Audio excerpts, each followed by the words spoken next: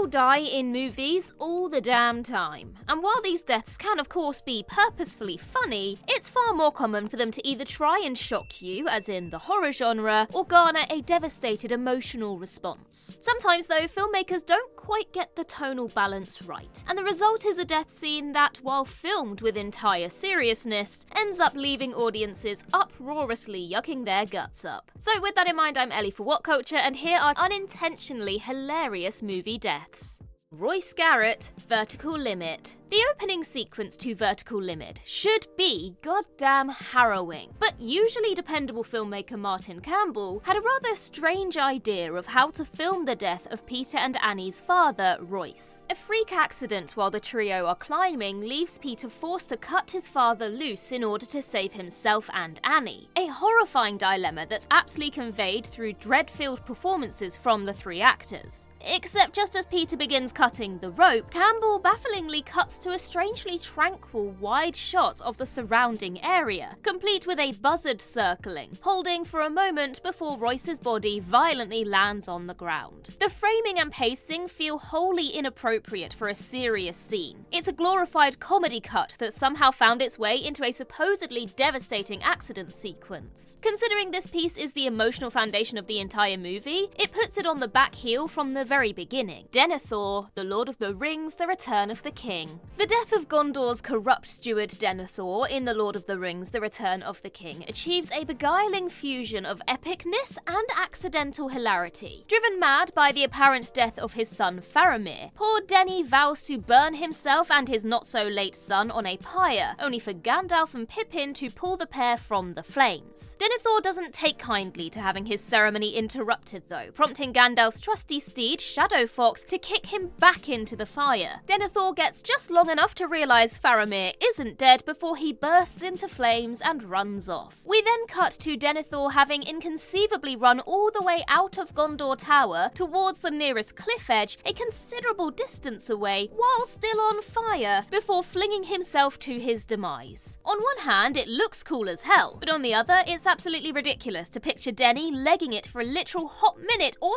two before finally getting his end. Dr. Andrew Fastback, World War Z. World War Z is a zombie film that mostly takes itself very seriously, and so the basically slapstick-infused demise of one Dr. Andrew Fastback ends up sticking out like a sore thumb. Virologist Fastback is handed a gun as part of the military convoy in South Korea, and though our intrepid hero Jerry Lane pointedly warns the good doctor about keeping his finger off the trigger, lest he means to shoot, he just doesn't listen. Once the zombies attack the convoy, Fastback books it to the back of the plane where he slips on the wet cargo ramp, causing him to accidentally fire the gun straight into his own cranium, killing himself instantly. While the intent was clearly to demonstrate how blind panic can quickly get someone killed, the sheer implausibility of such a slip-up causing one's death, combined with Jerry's weirdly unfussed grumble of "damn it," makes it impossible to take this death scene seriously at all. Javert, Les Misérables.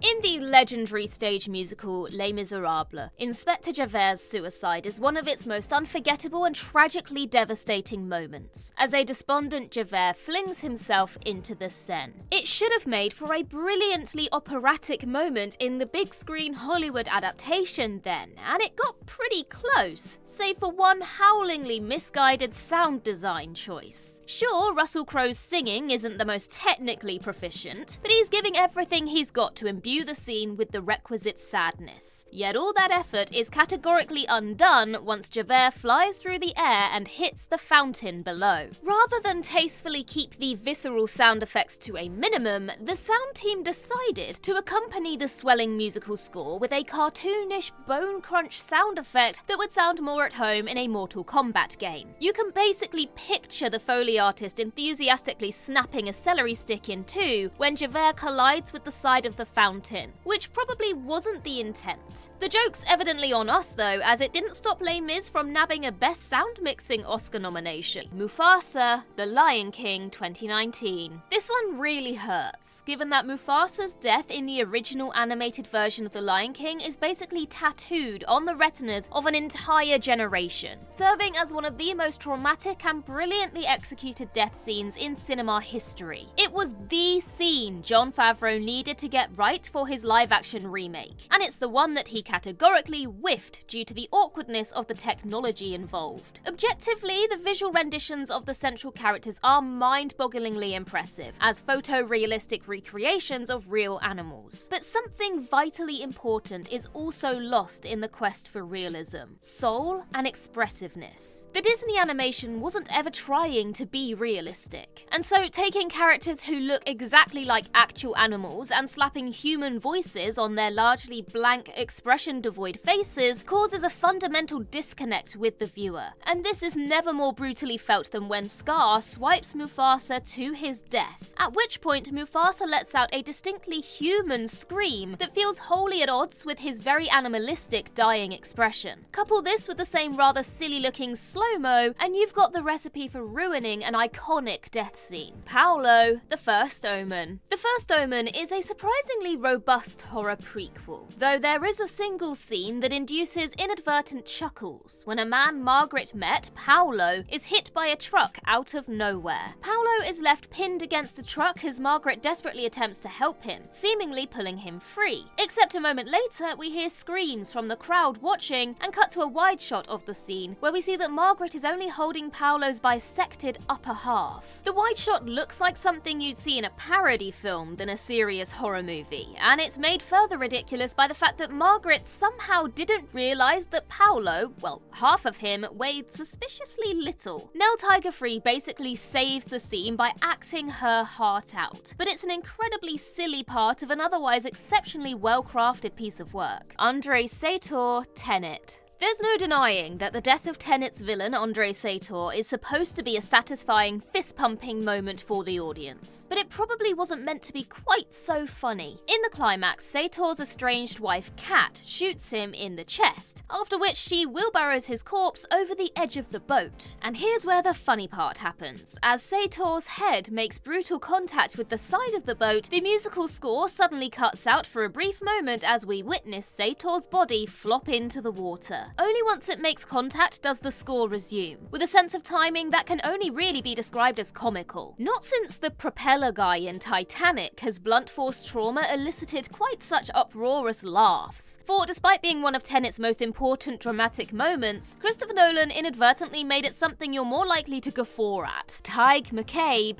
The Field. Jim Sheridan's otherwise very good 1990 drama The Field climaxes with one of the most misguidedly daft death scenes ever inserted into a deadly serious, even awards-baiting movie. In the climax, Father Bull McCabe herds his cattle to the cliffs in a fit of insanity, and as his son Tadhg tries to stop the herd, he ends up being hurled over the cliff edge by the cattle. Even if you can forgive that Tadhg clearly graduated from the Prometheus school of running away from things, and the awkwardly serene music, the shot selections are just overwhelmingly goofy. From the slow-mo imagery of Tadhg flying backwards, to the POV shot of him spinning through the air, and the ludicrous visage of cattle yeeting themselves off the cliff. To modern audiences in particular, it comes off as hilariously histrionic, and couldn't feel more out of place in a bleak, otherwise awards-friendly drama.